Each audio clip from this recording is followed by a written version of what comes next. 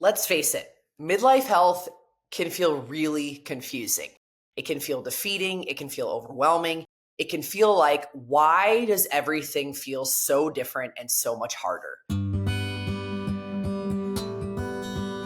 And so, in today's episode, I want to talk about some of the habits or things that we've maybe picked up along the way on our health and wellness journey that we really need to be mindful about changing or being more intentional with doing differently when we get to a season like midlife health.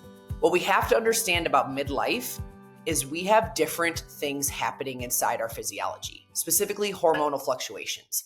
And what we need to understand about hormonal fluctuations is essentially those are what cause potential cellular dysfunction throughout the body. So our systems are not able to work as efficiently. They're not able to communicate as efficiently. And so our body overall is not functioning as efficiently. And so we have to be really mindful about the habits and the lifestyle things that we're leaning on in order to nurture this physiological change as well as possible. And so I know for me, I've had to learn along the way. I've had to really shift out of things that I once was doing that was serving me really well, that I figured out kind of the hard way was not really working anymore. And that was one of the hardest lessons I've gone through so far in my wellness journey. Really, this idea of adopting health habits that I thought were really great and then realizing that they really weren't going to serve me as my health evolved over time. And so I want to talk about a couple different things that are very common, especially in the women's health space, that I've experienced, that I talk to women about all the time, that I want to make sure that we're sharing about and talking through about how important it is to make sure we're shifting these in our midlife health season. The first is training. And when I say training, I mean specifically overtraining. And this is very common, especially in women's health. What we need to understand is our health is evolving, like I've talked about, and our body systems are changing. And when we have hormonal fluctuations at play, our body systems maybe aren't working as efficiently for varieties of reasons. And because of that, our body composition changes, our energy changes, we have more fatigue, we don't necessarily feel like ourselves. And so what often happens in the women's health space, because this is what we've been shared with for so long, is that we just need to work harder, keep trying harder, keep being more disciplined, keep doing more training, and starting to get into that place of overtraining, thinking that you just have to do more cardio, you just have to do more in order to get results. And here's the thing. That is essentially going to be a recipe for disaster because it will backfire against our physiology. And so when we think about training, we cannot be overtraining or overdoing it 5, 6, 7 days a week with weights and cardio and all the things. We have to find a more intentional, better balance. So the best thing that we can do is get into a very strategic strength training program that's like 3 days a week, maybe 4, implementing low impact walking, things like that, yoga, mobility alongside weight training, and then making sure that we're recovering enough to support our evolving physiology. Our hormone health, our metabolic health, our nervous system, all of those things need rest. We need to be able to truly rest and recover so we can hit our workouts better and we can actually get into a place of creating change in this season. The best way to do that is to slow down.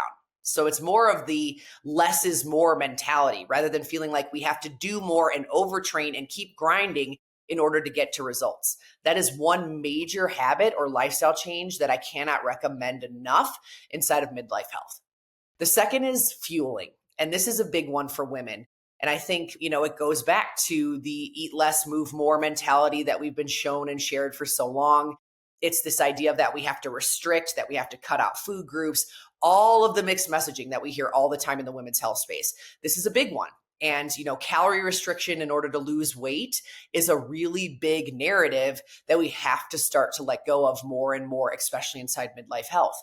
We need to be fueling consistently in order to promote blood sugar balance. We need to be fueling consistency for our energy, for our mood, to support overall hormone optimization. Fuel is energy, and we have to be looking at how we eat throughout the day as a way to actually create that kind of stable, energized body and brain that we want and crave. And so gone are the days of skipping meals, forgetting to eat, restricting in a way that doesn't actually serve your physiology. And I know that, for many women, myself included, you've maybe gone through a season where you restricted in some way, or you cut out a food group, or you were following some plan that felt a little bit more extreme. Most of us have this as a part of our health journey because we've seen all of the mixed messaging over and over and over. And here's what we want to always understand specifically about fueling. Our body adapts. So whatever environment we're creating for our body will adapt to. So if we're restricting and not fueling consistently, or we're cutting back on calories, our body is going to adapt to that caloric intake and essentially prioritize safety. And so that's when we get into places of feeling stuck in our bodies, not being able to create body composition change, having low energy, because we're not really fueling for our longevity health in a way that optimizes hormones, optimizes mood, optimizes blood sugar, all the things. So we have to understand that letting go and moving away from that restrictive, caloric kind of mindset is never going to serve our longevity health. And it's one of the things that is most detrimental to us and to our physiology when we're in midlife. So really making sure we're fueling consistently and moving away from any kind of restriction or cutting out food groups for extended periods of time, etc., because it's just not the way. The third is stress management. And this is a big one. We can't just continue to push through exhaustion, burnout, emotional dips, and ignore, what we're feeling from the inside. I talk about this all the time on the podcast. We have invisible pieces to wellness that we carry around every single day. That's our mental and emotional well-being. And so we have to be building strategies to actually nurture our nervous system every single day, not just when we're having meltdowns, not just when life feels really hard.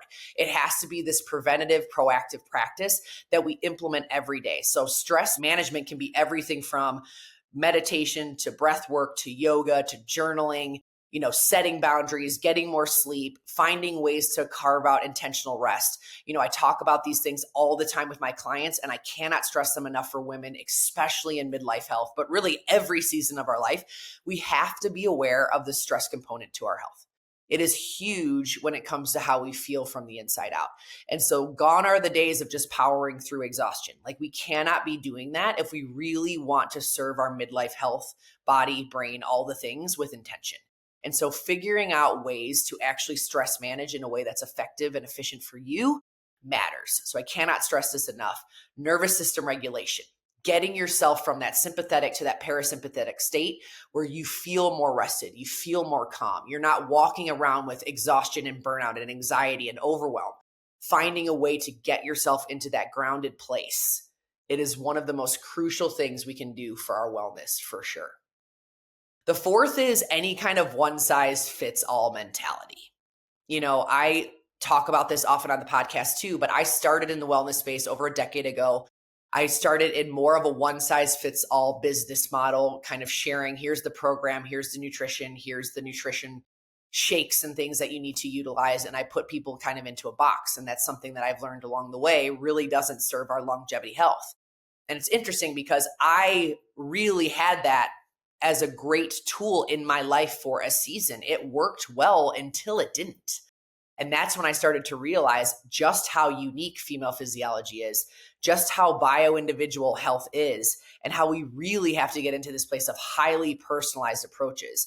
And so anything that's one size fits all, from programming to nutrition plans to supplementation, anything that has you not actually turning into your unique body and physiology falls into a one size fits all category.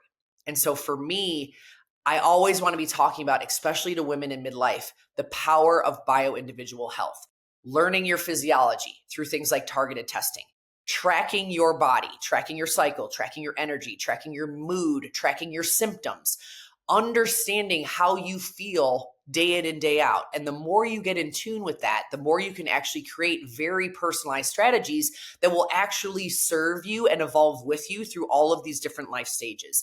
Because that's the thing we're not taught, especially as women, how our health truly evolves over time. And as it evolves over time, there are things we're going to have to change and evolve in our effort when it comes to taking care of our wellness. And so anything that's one size fits all, just know at the end of the day, it's not going to be efficient and effective for you. At some point in time, it will likely backfire in some way. And so I like to empower women to understand the power of diving into bio-individual. How do you start to learn your unique body and brain, and then coming up with a plan that actually serves that? And then the last is boundaries and prioritization.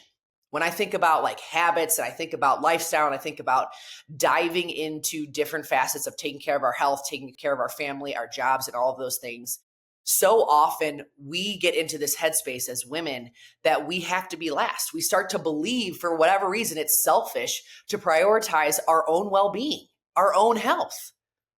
And that is not a soundtrack that we need to be carrying forward, no matter what season of life you're in. I mean, right now I'm talking particularly about midlife health, but this is for every season, every reason, anything at all.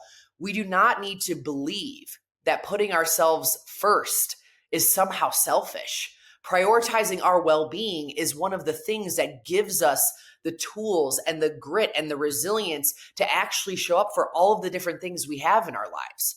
And so we need to be embracing this truth of how taking care of ourselves is actually leadership. It's leading yourself so you can set the tone for your family, for your work, for your longevity, for everything that you're passionate about. You putting yourself first is one of the key things inside of really showing up for your life the way I know you want to and the way that you truly deserve. And so just remember these kind of things as you're thinking about midlife health, as you're assessing kind of where you're at. If you're in this place where you have felt confused, overwhelmed, you don't know like why you feel so differently. You're trying to figure out what do you actually truly need in order to age well and feel good as your health evolves over time. These 5 things are imperative to start to adjust and really get in tune with. And I'm going to recap them again really quickly.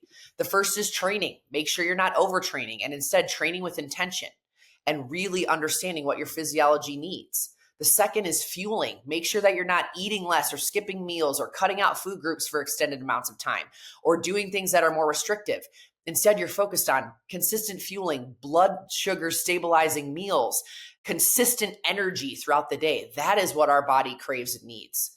We're not ignoring stress anymore, right? We're not just pushing through burnout and exhaustion and overwhelm. Instead, we're taking a minute to build nervous system regulation practices every single day, not just when we're in crisis, not when we're just in meltdown mode. It's every single day we're working to get from sympathetic to parasympathetic, working our way out of anxiety, overwhelm, and stress, and making sure that we nurture our nervous system so we know that we are safe. And we know that we are able to continue to press forward in our lives in a way that feels a little bit more grounded rather than frantic. It's huge. Number 4 is one size fits all. We're not prescribing to that. We're not subscribing to that anymore, right? All of those things, from programs to nutrition plans to supplements, all of it that is one size fits all does not serve our unique physiology, period. Bio-individual health is the way. Figuring out what your body and brain need, that is how we actually serve our wellness with intention from here and for many years to come. And the last is the mindset piece, putting ourselves last, believing that somehow self-care is selfish. That is not the way. And I want you to know that embracing this idea of taking care of yourself and leaning into that truth is a form of leadership. It shows that you are going to set the tone, not only for yourself, but for your family, for your work, for the things that you're passionate about, and so much more. And so again, when we think about midlife health, these 5 things are crucial when we think about habits or lifestyle components that we may need to shift and change. And I speak about this from experience as someone who's gone through the fire, who has really had to learn the hard way in some capacities. What didn't serve me and now does. I like to share as much as I can so you can continue to reflect on your own life and figure out what is it that you maybe want to shift. What do you want to continue to change out of or change into? What are the things you need to let go of as your health evolves over time? I know I say that often, but that's really the reality of women's health. We are not the same person every single day because of how our hormones fluctuate and because of how our physiology has been created. And inside of that, we also have different seasons and decades and lifestyles that we have to understand serve us in different capacities as we grow older and as we get into our longevity health journey. And so I hope and pray that this served you in some way today and offers you a way to kind of reflect inward on what are the things that you may need to continue to shift as you get further into your midlife health journey. Thank you so much for tuning in to today's episode. I know balancing time and energy can be a challenge, and I'm so proud of you for listening in and investing in your wellness journey. I feel incredibly grateful to connect with you and for the opportunity to share more knowledge, stories, and encouragement related to all things wellness. I would love to hear how this podcast has served you. If you enjoyed today's episode, please subscribe and leave a review on either iTunes or Spotify. Your support truly means the world to me and helps me reach more women just like you and me who are looking to transform their health from the inside out. Plus, when you share this episode with a friend, we invite more women in to learn alongside us. What a gift. Remember, knowledge is power, and the more we know, the better we can do.